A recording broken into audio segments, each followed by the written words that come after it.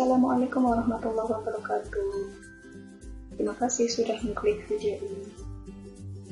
Video kali ini kita akan belajar tentang pembuktian sifat limit trigonometri dengan menggunakan teorema limit apit.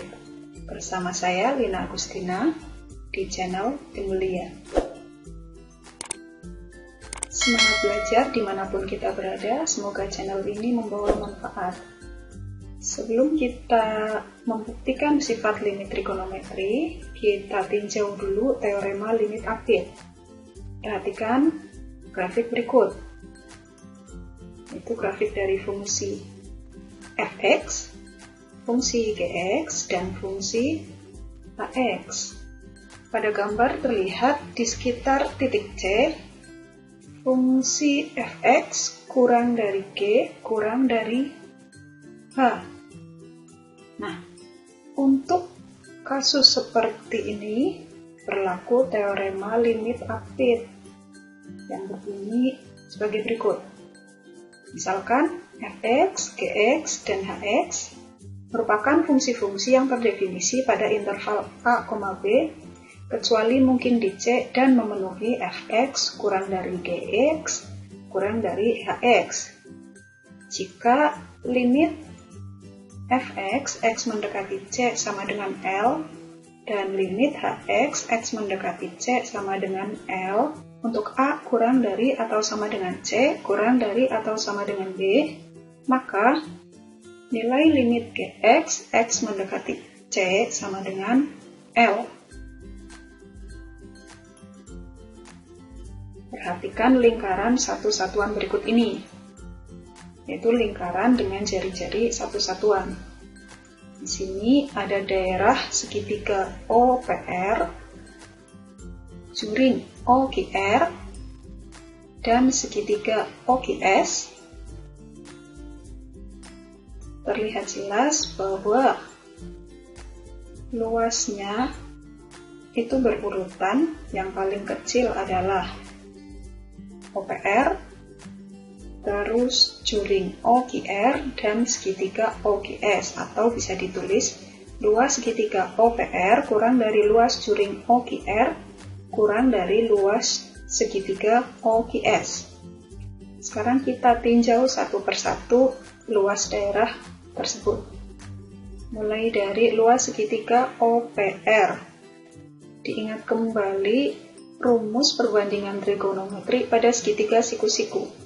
Segitiga siku-siku, OPR siku-siku di P, maka berlaku sin X sama dengan PR per OR.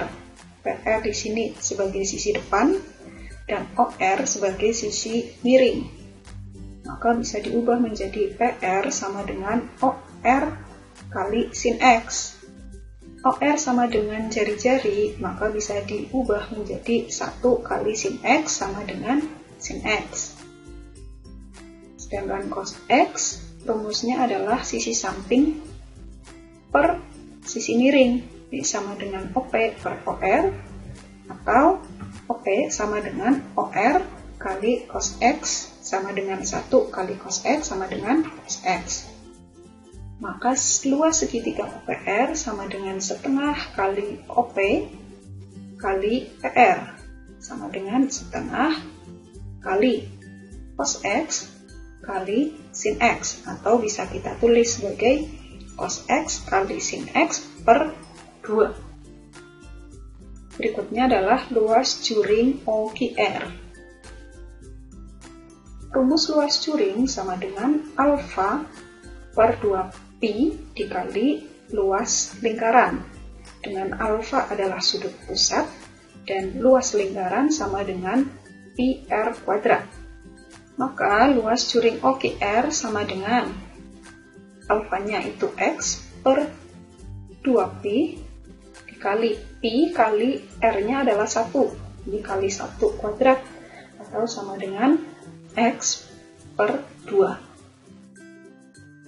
Yang terakhir adalah luas segitiga OQS, segitiga siku-siku di Q. Maka untuk sudut X sisi QS sebagai sisi depan dan sisi OQ sebagai sisi samping.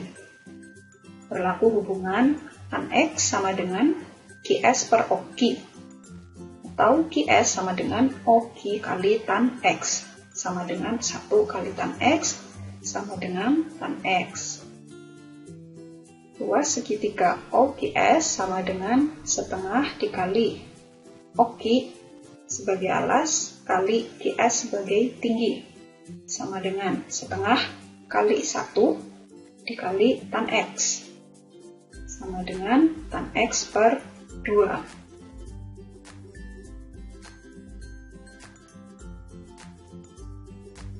Diingat lagi yang tadi bahwa luas segitiga OPR kurang dari luas juring OQR kurang dari luas segitiga OQS. Berdasarkan hitungan-hitungan tadi, kita peroleh cos X kali sin X per 2 kurang dari X per 2 kurang dari tan X per 2. Pada baris ini, kita kalikan ketiga ruas dengan 2. Jadi, cos X kali sin X kurang dari X kurang dari. Nah, selanjutnya, tan X kita ubah menjadi sin X per cos X. Di baris ini, kita bagi ketiga ruas tersebut dengan sin X. Menjadi cos X kurang dari X per sin X kurang dari 1 per cos X. Selanjutnya kita kenai ketiga ruasnya dengan operasi limit. Kita kenai operasi limit untuk X mendekati 0. Menjadi limit cos X mendekati 0 kurang dari limit X per sin X mendekati 0 kurang dari limit 1 per cos X mendekati 0. Langsung kita hitung yang sisi kiri dan sisi paling kanan, kita substitusikan menjadi cos 0 kurang dari limit X per sin X mendekati 0. Kita tidak hitung karena yang akan kita cari nilainya kurang dari 1 per cos 0. Diketahui bahwa cos 0 sama dengan 1, maka pertidaksamaannya menjadi 1 kurang dari limit X per sin X mendekati 0 kurang dari 1. Ada bentuk apit di mana nilai kiri dan kanannya sama, maka berdasarkan teorema apitnya, nilai fungsi yang di tengah adalah 1 juga, sehingga diperoleh limit X per sin X mendekati 0 sama dengan 1. Selanjutnya kita tentukan rumus berikutnya. Dari sifat yang baru saja kita peroleh, berdasarkan sifat-sifat operasi hitung, bisa kita ubah menjadi limit 1 per X per sin X. Jadi pecahannya kita balik. Untuk limit pembagian bisa kita tulis sebagai limit 1 X mendekati 0 per limit X per sin X mendekati 0. Sama dengan limit 1 itu 1, limit X per sin X mendekati 0, tadi kita sudah buktikan nilainya adalah 1, maka hasil akhirnya adalah 1. Nah, sekarang kita tentukan rumus dari limit X per tan X mendekati 0. Tan X kita ubah menjadi sin X per cos X. Kita ubah menjadi bentuk perkalian, sehingga menjadi limit X per sin X kali cos X mendekati 0. Nah, bentuk perkalian ini kita pisahkan menjadi limit X per sin X mendekati 0 dikali limit cos X mendekati 0. Limit X per sin X mendekati 0 itu nilainya sama dengan 1, dan limit cos X mendekati 0 tinggal kita substitusikan menjadi cos 0 sama dengan 1. Jadi 1 kali 1 sama dengan 1. Dengan langkah yang sama seperti saat mencari nilai limit sin X per X mendekati 0, kita dapat peroleh juga nilai dari limit tan X per X mendekati 0, nilainya 1. Sehingga kita sudah mendapatkan 4 rumus dari sifat-sifat limit fungsi trigonometri, yaitu sebagai berikut.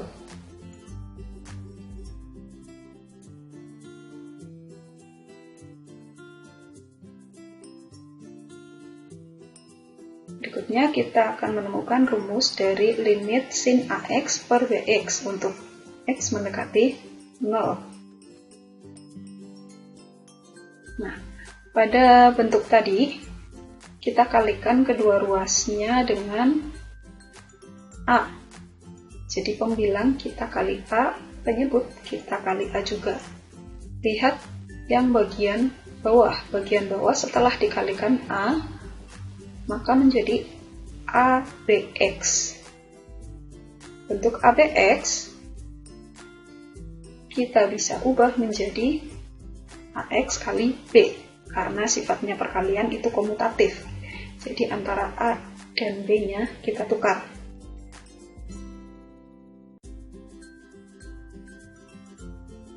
Selanjutnya ini, karena X mendekati 0, maka AX itu juga pasti mendekati 0. Bisa kita ubah A per B kali limit sin AX per AX mendekati 0. Di baris ini kita misalkan nilai AX sama dengan U.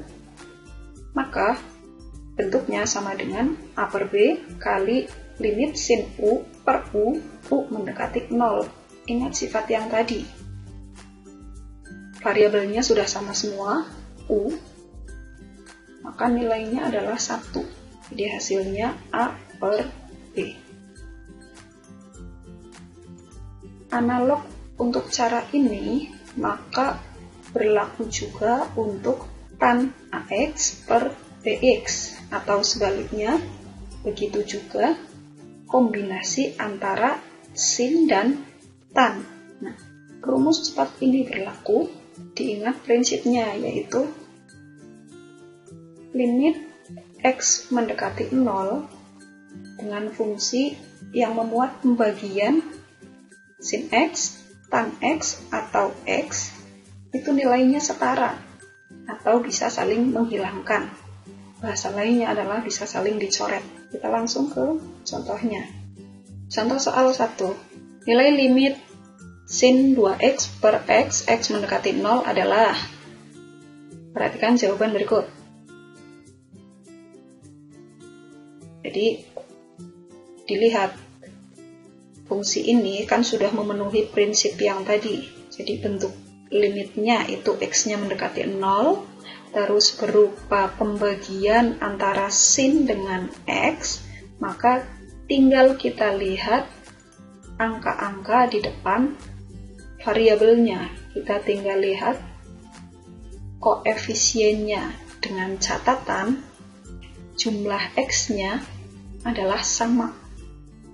Di sini kan X-nya sama, yang di atas pangkatnya 1, yang di bawah juga pangkatnya 1. Lihat yang ditandai, maka hasilnya adalah 2 per 1 sama dengan 2. Contoh berikutnya, nilai limit tan kuadrat 3X per 36X kuadrat X mendekati 0 adalah, nah fungsi ini dilihat bentuknya kuadrat, pengkuadratan, maka fungsinya kita ubah menjadi limit tan 3X kali tan 3X per 36X kuadrat, itu yang dikuadratkan hanya X, maka yang berulang itu hanya X-nya saja, jadi 36X kali X.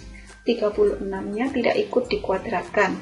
Untuk perkalian ini bisa kita pecah menjadi limit tan 3X per 36X X mendekati 0 kali limit tan 3X per X mendekati 0. Masing-masing kita pasangkan dengan mengingat prinsip yang tadi, maka hasilnya adalah 3 per 36 kali 3/1 sama dengan 1/4.